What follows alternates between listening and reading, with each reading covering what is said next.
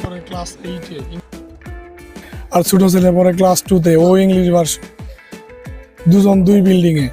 ওর ছুটি হয় 12:30টায়, তানবীরের ছুটি হয় 1টায়। কিন্তু আবার স্কলারশিপের কোচিংয়ের জন্যে ওর আবার কোচিং হয়, যে স্কুল থেকে যেটা বৃত্তি হয় যেটা। তো ওর ছুটি হয়ে গেছে, আবার ক্লাস ক্যাপ্টেন ছিল। ওইখানে দাঁড়ায়া স্টুডেন্টরা ছুটি হয়ে যাচ্ছে, ওদেরকে সারিবদ্ধভাবে বের করে দিচ্ছে। আমি 12:30টায় ছেলের ছুটি হয়েছে, ওকে নিয়ে আমি বের হয়ে চলে আসছি ছোটো ছেলেকে নিয়ে।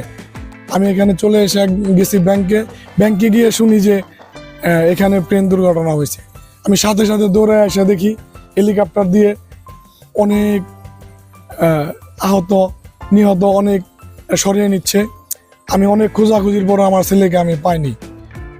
সাথে সাথে আর্মি এসে ওরা নিয়ন্ত্রণে নিয়ে নিছে, বহিরাগত কাউকে ঢুকতে দেয় না। তারপর আমরা জোর জবরদস্তি গার্জিয়ানরা অনেকে ঢুকেছি, কিন্তু আমার ছেলেকে পাইনি। পরে আমাকে বললো যে বাংলাদেশ মেডিকেল উত্তরা আধুনিক। আমি দৌড়ে উত্তরা আধুনিকে গেলাম, ওইখানে সারা উত্তরা আধুনিক খুঁজেও পাই নাই। পরে আবার আসছি স্কুলে এসেও এর মধ্যে আমার ওয়াইফ চলে আসছে স্কুলে আমার বাসা পাশাপাশি। আমি ফোন দিয়েছি, উনি চলে আসছে, সেও অনেক জায়গায় খুঁজছে পায় নাই। তারপরে সবাই আমাকে বাসায় নিয়ে গেছে। আমার ভাতিজা আমাকে ফোন দিয়ে বললো। তারপর আমি ওইখান থেকে কোনোরকম নিজেকে সামলিয়ে ওদের সাথে করে নিয়ে আমি যে দিয়াবাড়ি তানবীরের যে শৈশব কৈশোর যেখানে বড় হয়েছে, আমি দিয়াবাড়িতে প্রায় 12 বছর থাকি। তানবীরকে আমি 1 বছরের ওখানে নিয়ে গেছি। তানবীরের বন্ধু বান্ধবরা সবাই জীবিত, ক্লাস 8-এর শুধু তানবীর একাই।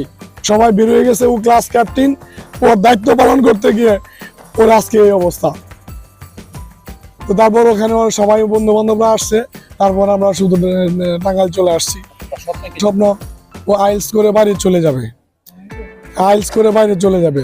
সেদিন আমাকে বলছে, আপু কোন দেশে ভালো হবে? আমি বলছি তুমি বুঝবা বড় হইলে। ও ক্লাসের ফার্স্ট বয় ছিল, একদম কেজি থেকে ও 8 পর্যন্ত ফার্স্ট বয়, জীবনে দ্বিতীয় হয় নাই। এই জন্য ও ক্লাস ক্যাপ্টেন। প্রত্যেকটা স্যারের প্রিয় তানবীর, তা স্যারদের অর্ধেক কাজ তানবীর করে দেয়। তা আমার এই ছেলে আজকে এই অবহেলার কারণে ওইখানে বিমান প্রশিক্ষণ চলছিল, স্কুলে ক্লাস চলাকালীন বিমান প্রশিক্ষণ চলছিল।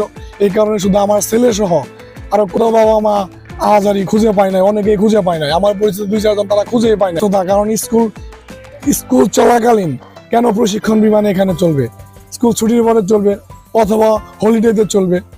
এটা টোটালি মাইলস্টোন কর্তৃপক্ষের ব্যর্থতা। আর আজকে এই মাইলস্টোন কর্তৃপক্ষের এই হতচারিতার কারণে আজকে অনেক আমরা এটার প্রতিকার চাই। ভবিষ্যতে আর যেন কোনো বাবা মার বুক খালি না হয়। কোনদিন এই অসহায়তা সহ্য না করতে পারে। আল্লাহ তুমি সবার মার বুক তার বুকের ফিরিয়ে দাও।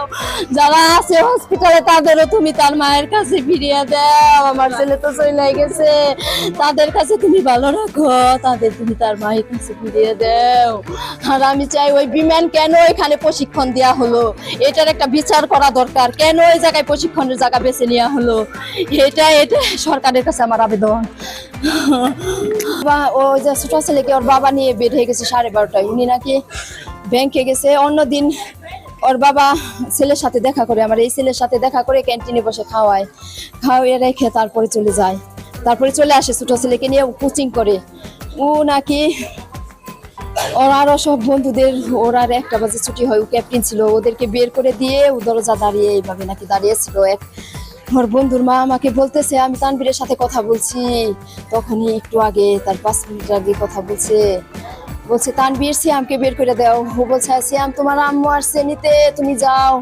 ওইটা বলে নাকি এভাবে দরজা দাঁড়াইছে। ওই ভাবিও নাকি ছেলেকে নিয়ে মাঠে এসে দাঁড়াইছে। আর তখনই পড়ছে। আমি এগুলো জানি না কিছু, আমি বাসায় ছিলাম, আমি শব্দ পাইছি একটা বিকট, কিন্তু ওইখানে যে এই ঘটনা ঘটছে আমি এটাও বুঝতে পারি নাই। বাসা থেকে আমি রান্না করেছিলাম। তারপর আমার হাজব্যান্ড একটু পরে আমাকে ফোন দিছে, স্কুলে অ্যাক্সিডেন্ট হয়েছে, বিমান তানভীরের ক্লাস এইটুকুই গেছে। আমি তখন ছেলে জন্য মাংস রান্না করছিলাম